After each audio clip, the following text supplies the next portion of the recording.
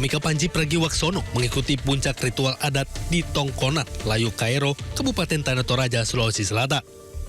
Ritual adat ini adalah bagian dari sanksi adat yang dikenakan kepada Panji buntut penghinaan adat dan budaya suku Toraja. Panji mengikuti ritual adat menyembelih 1 ekor babi dan 5 ayam. Ia didampingi ketua aman dan para perwakilan dari 32 wilayah adat setoraja.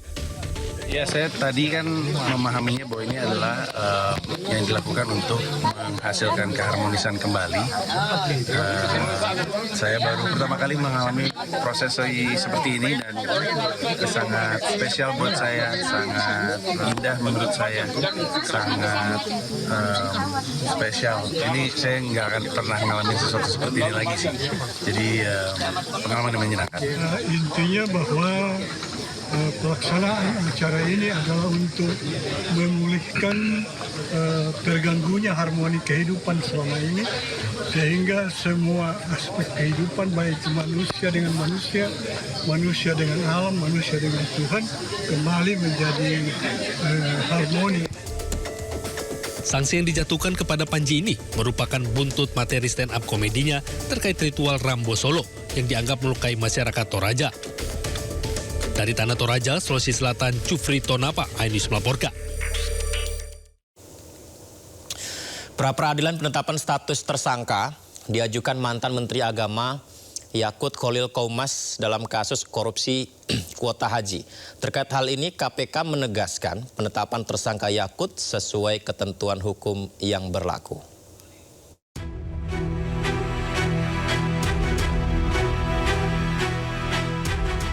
Komisi Pemberantasan Korupsi merespon pra-peradilan yang diajukan mantan Menteri Agama Yakut Kholil Koumas terkait status tersangka dalam kasus dugaan korupsi kuota haji 2024. Juru bicara KPK Budi Prasetyo mengatakan pihaknya menghormati lantaran pra-peradilan tersebut merupakan bagian dari proses hukum pidana.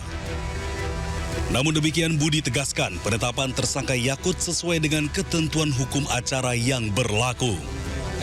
Pada prinsipnya pengajuan pra-peradilan merupakan hak setiap warga negara yang dijamin oleh undang-undang dan KPK memandang itu sebagai bagian dari proses uji dalam sebuah sistem peradilan pidana. Namun demikian KPK tegaskan bahwa seluruh tindakan penyelidikan, penyidikan hingga penetapan seseorang sebagai tersangka dalam sebuah rangkaian proses penanganan perkara, semuanya telah dilakukan sesuai dengan ketentuan hukum acara yang berlaku.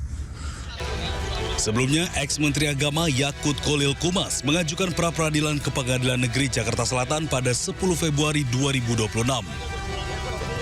Sidang perdana dijadwalkan Selasa 24 Februari 2026 di ruang sidang 02 pada pukul 10 waktu Indonesia Barat.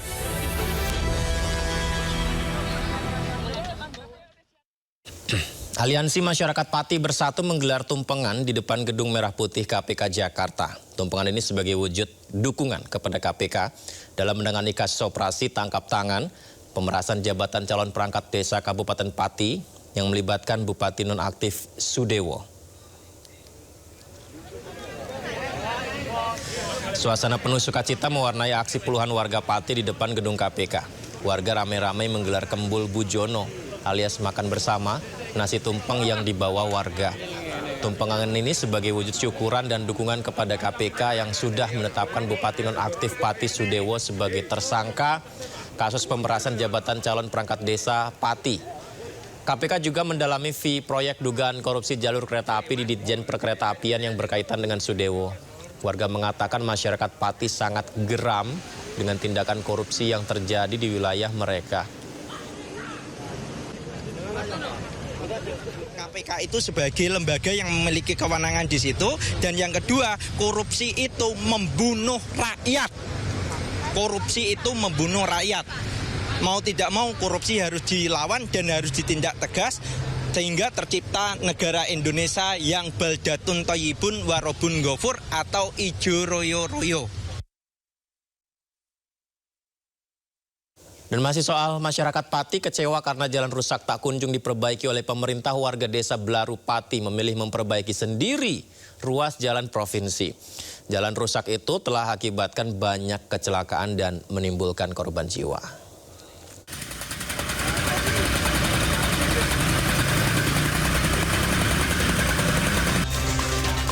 Bahu-membahu warga Desa Blaru, Kabupaten Pati memperbaiki ruas jalan provinsi yang rusak parah.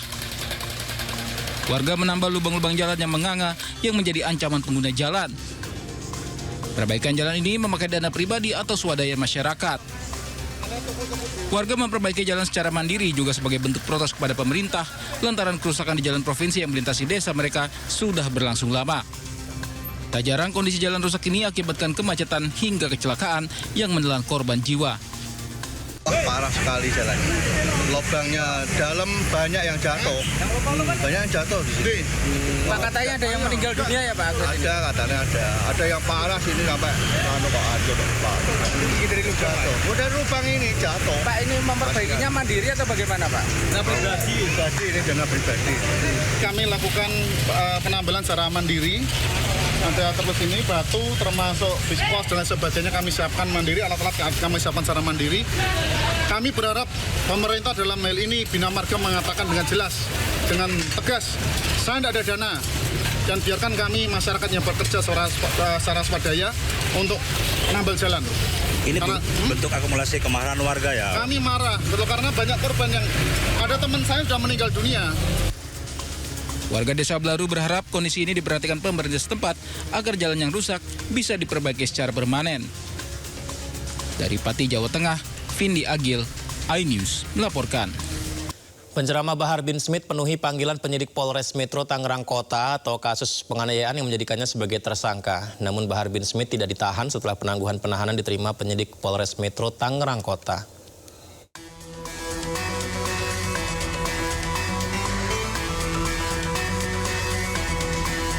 Tersangka kasus penganiayaan Bahar bin Smith tidak ditahan setelah mengajukan penangguhan penahanan dan diterima penyidik Polres Metro Tangerang Kota usai jalani pemeriksaan secara maraton selama lebih dari 24 jam.